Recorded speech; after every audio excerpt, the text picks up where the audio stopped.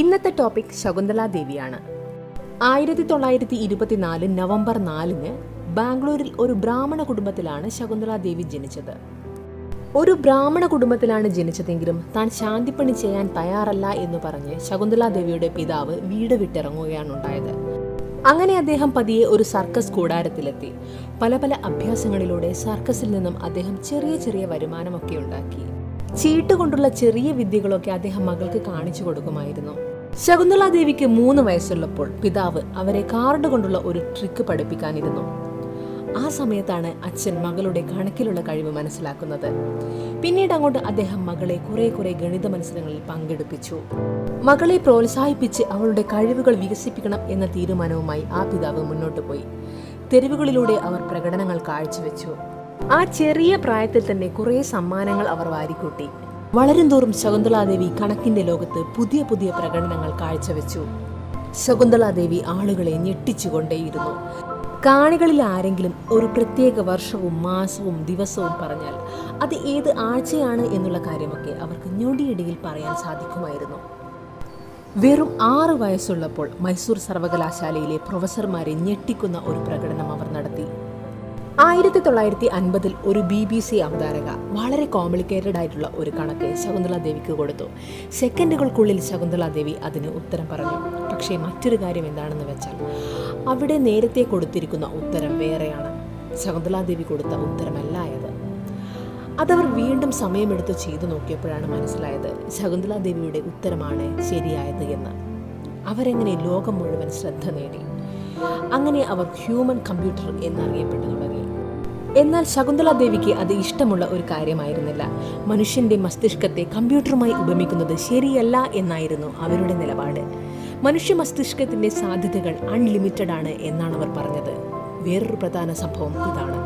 1976 California യൂണിവേഴ്സിറ്റിയിലെ psychology പ്രൊഫസറായ Arthur Jenson Shakuntala ദേവിയെ ക്ഷണിച്ചു. അവരുടെ കഴിവ് പരീക്ഷിക്കാൻ വേണ്ടിയിട്ടായിരുന്നു അത്. 8 സംഖ്യയുടെ ക്യൂബ് റൂട്ടും 10 സംഖ്യയുടെ 7th റൂട്ടും ചെയ്യാൻ ശകുന്തള ദേവിയോട് അദ്ദേഹം ആവശ്യപ്പെട്ടു. ആ കണക്കുകളുടെ ഉത്തരം അദ്ദേഹം നോട്ട്ബുക്കിൽ എഴുതാൻ തുടങ്ങി. അതിനു മുന്നേ തന്നെ ശകുന്തള ദേവി അതിന്റെ ശരിയായ ഉത്തരം പറഞ്ഞു. ഈ സംഭവം ഇന്റലിജൻസ് എന്ന അക്കാദമിക് ജേണലിൽ പ്രസിദ്ധീകരിക്കുകയും ചെയ്തു. 1977 സദേൺ മെത്തഡിസ്റ്റ് യൂണിവേഴ്സിറ്റിയിൽ 201 അക്കങ്ങളുള്ള വലിയൊരു കണക്കിന് വെറും 50 സെക്കൻഡിൽ ശകുന്തള ദേവി ഉത്തരം കൊടുത്തു. യൂണിവാക് കമ്പ്യൂട്ടറിന് അതിന്റെ ആൻസർ കാണിക്കാൻ 1 മിനിറ്റിൽ കൂടുതൽ സമയം വേണ്ടി വന്നു. 54,63,72,891 എന്ന ശരിയുത്തരം അന്ന് അത്രയധികം ലോകശ്രദ്ധ പിടിച്ചുപറ്റി. ഒരുപാട് വേദികളും അംഗീകാരങ്ങളും ശകുന്തള ദേവിയെ തേടിയെത്തി. യൂറോപ്യൻ രാജ്യങ്ങളിലൊക്കെ യാത്ര നടത്തിയ അവർ കുറെ വർഷങ്ങളായി അവിടെ താമസിക്കുകയും ചെയ്തു. നാട്ടിൽ തിരിച്ചെത്തി വിവാഹം കഴിച്ചത് ഒരു സിവിൽ സർവീസ് ഉദ്യോഗസ്ഥനെയാണ്. 1960 ശകുന്തള ദേവിയുടെ വിവാഹം. അവർ വിവാഹം ചെയ്തയാൾ ഒരു സ്വവർഗാനുരാഗിയായിരുന്നു. 1977 ദ വേൾഡ് ഓഫ് ഹോമോസെക്ഷൽസ് എന്ന പുസ്തകം ശകുന്തള ദേവി പ്രസിദ്ധീകരിച്ചു. 1979 അവർ വിവാഹമോചനം നേടുകയും ചെയ്തു. ഭർത്താവുമായി ജീവിച്ച കാലത്ത് വളരെയധികം മാനസിക വേദന ശകുന്തള ദേവി അനുഭവിച്ചിട്ടുണ്ടായിരുന്നു.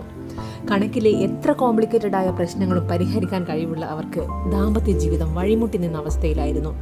ഭാര്യയെ സ്നേഹിക്കാൻ കഴിയാത്ത ഒരു ഭർത്താവ്. പക്ഷേ വിധിയെ പഴിക്കാനോ കരഞ്ഞു തീർക്കാനോ അവർ തയ്യാറായിരുന്നില്ല. ഹോമോസെക്ഷുവാലിറ്റിയെ പറ്റി അവർ കൂടുതൽ പഠിച്ചു. ഭർത്താവിനെ കുറ്റപ്പെടുത്തുകയോ അധിക്ഷേപിക്കുകയോ ഒന്നും ചെയ്തില്ല. ദ വേൾഡ് ഓഫ് ഹോമോസെക്ഷൽസ് എന്ന അവരുടെ പുസ്തകത്തിന് കടുത്ത വിമർശനങ്ങളൊക്കെ ഉണ്ടായിരുന്നു ആദ്യകാലത്ത്. കാരണം ആ പുസ്തകത്തിലൂടെ സ്വവർഗാനുരാഗികൾ ഇന്ത്യയിൽ അനുഭവിക്കുന്ന വിവേചനങ്ങൾ സമൂഹത്തിന്റെ ശ്രദ്ധയിൽപ്പെടുത്താൻ അവർ ശ്രമിച്ചു. പക്ഷെ പിന്നീട് ആ പുസ്തകം ഈ വിഷയത്തിലെ ആധികാരികമായ രേഖകളിലൊന്നായി മാറി. ഇന്ത്യയിൽ ഈ ഒരു വിഷയത്തിലെ പഠനത്തിന് ആദ്യമായി എടുത്ത പുസ്തകം. അതിൽ അവർ എഴുതിയ ഒരു കാര്യം ഇങ്ങനെയാണ്: സദാചാര വിരുദ്ധത എന്നത് വ്യത്യസ്തമായിരിക്കുക എന്നതല്ല, ഒരാളെ വ്യത്യസ്തനായിരിക്കാൻ അനുവദിക്കാതിരിക്കുക എന്നതാണ്. പിന്നെ അവർ പറഞ്ഞത് ഇത്തരം ഒരു സെക്ഷുവാലിറ്റിയുടെ പേരിൽ ഒരാളെ പീഡിപ്പിക്കാനോ കുറ്റക്കാരനായി മുദ്രകുത്താനോ പാടില്ല എന്നാണ്. ആ പുസ്തകം പുറത്തിറങ്ങി 2 വർഷങ്ങൾക്കുള്ളിലാണ് അവർ വിവാഹമോചനം നേടുന്നത്. ശേഷം അവർ പൂർണ്ണമായും അവരുടെ ജീവിതം കണക്കിനായി മാറ്റിവെച്ചു.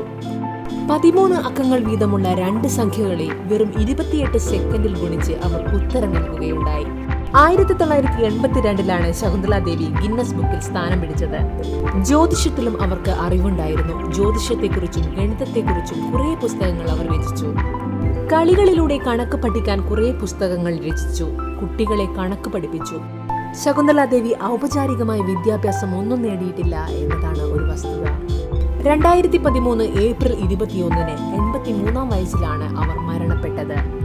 ലോകത്തെ പല പല രാജ്യങ്ങളുമായി അവർക്കുണ്ടായിരുന്നത് രാഷ്ട്രീയപരമോ നയതന്ത്രപരമോ ആയ ബന്ധങ്ങളായിരുന്നില്ല.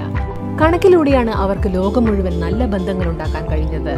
സ്വന്തം വ്യക്തിത്വവും കരുത്തും മരണം വരെ ഉയർത്തിപ്പിടിച്ച സ്ത്രീയായിരുന്നു ശകുന്തള ദേവി.